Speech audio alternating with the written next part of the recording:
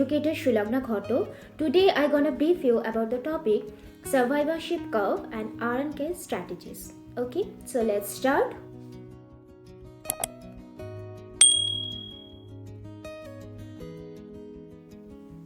So first of all, before starting today's topic, we should have some concept about the population regulation. So population can be regulated by many factors, right? Like limited food supply, harmful effects of parasites, predators or competitors, etc. So the regulation of population mainly depends upon two types of factors: density dependent factors and density independent factors. So density dependent limiting factors operates as negative feedback mechanisms leading to regulation of population like disease transmission, food supply, etc. So these factors usually operate in a large population at one place, which leads to exhaustion of available resources. As a result, reduction of area's population occurs due to shortage of resources, right? So the density independent factors will regulate the population without considering its density, like natural disasters, weather conditions, etc. So these factors operate in both large and small populations. So for example, I can say factors like floods, fires, storms, droughts, etc., which leads to sudden decrease in population, irrespective of whether it is large or small. Clear? Now, the survivorship curves.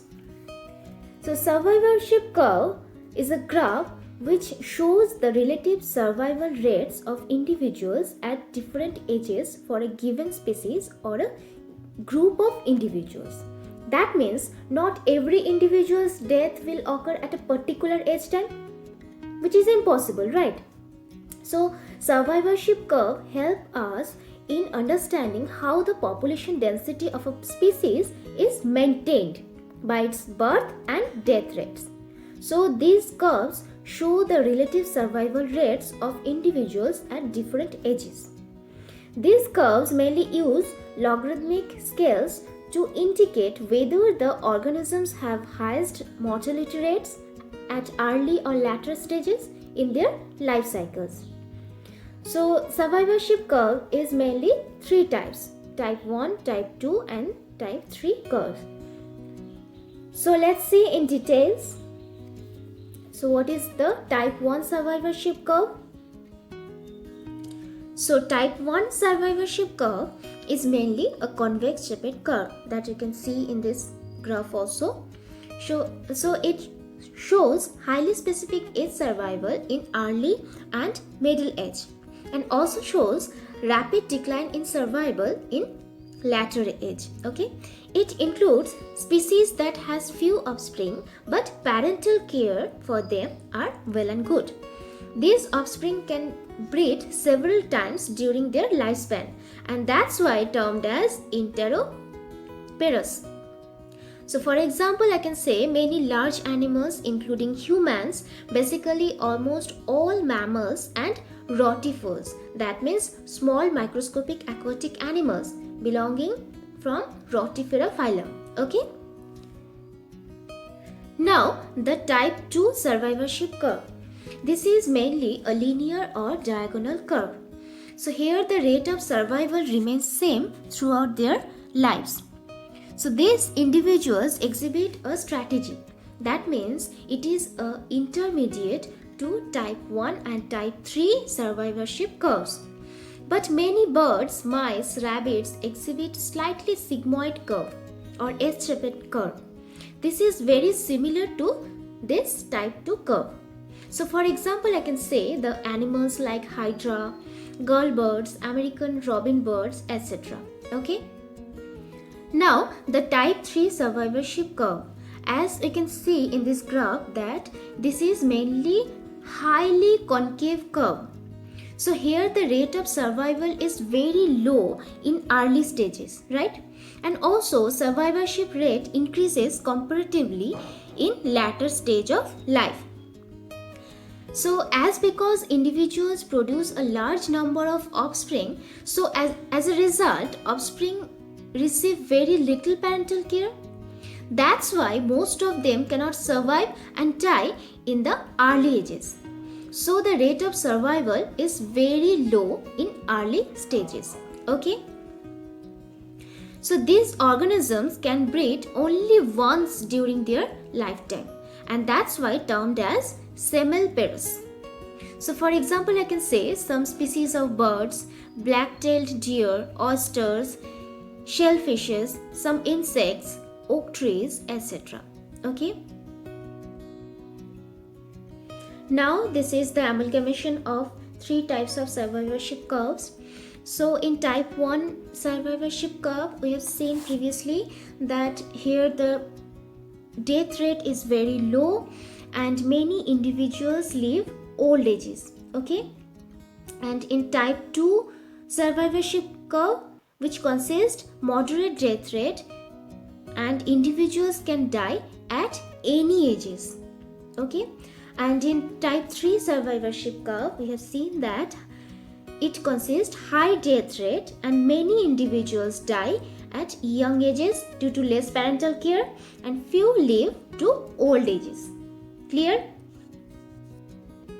Now let's see the introduction of R and K strategies.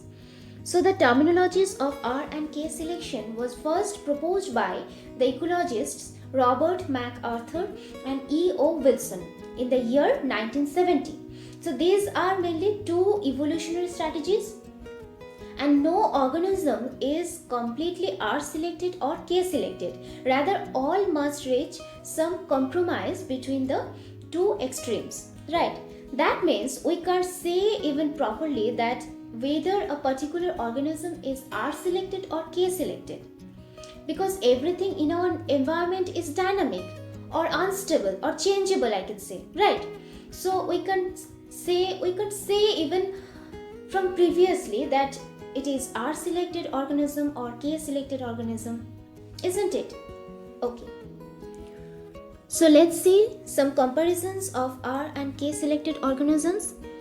So R selected organisms can be seen in dynamic or unstable environment, but whether K selected organisms can be seen in static or stable environment. R selected organisms are mainly small sizes of organisms, whether K selected organisms are mainly large sizes of organisms. In case of R selected organisms, many offspring can be produced due to early reproductive maturity, but less offspring are produced in case of K selected organisms due to late reproductive maturity.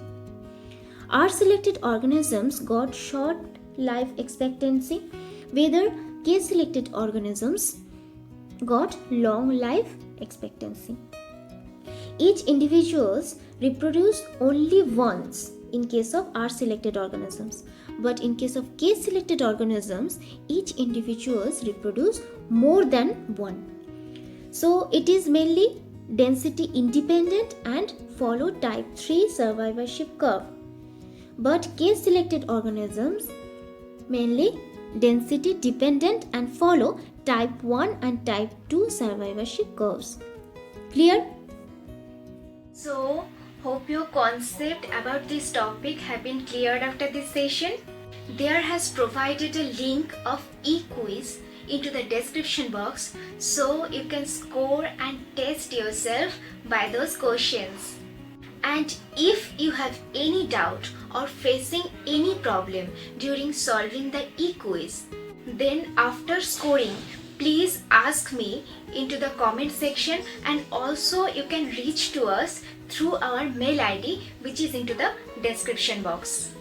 I am so much happy to say that in previous lesson I have got your lots of responses and doubts through mail. So don't miss the chance to get a healthy score. Lastly, thanks for watching, and don't forget to subscribe our channel. Then you can get notification about my next videos, which is coming on every Sunday. Stay safe, stay tuned. Bye.